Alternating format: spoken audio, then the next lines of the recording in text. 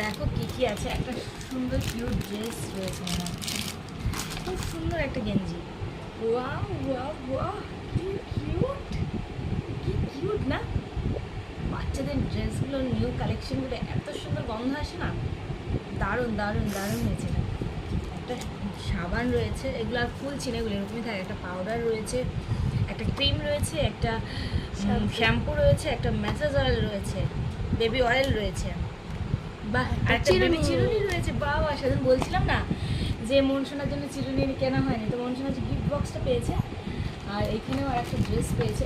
এটা তোমাদের দাদাভাই একটা ফ্রেন্ড আছে, সে দিয়েছে এগুলো গিফট।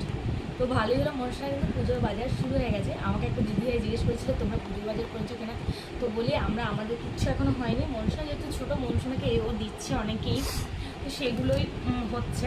একদিন আমি মনসোনার পুজো কালেকশন তোমাদের সাথে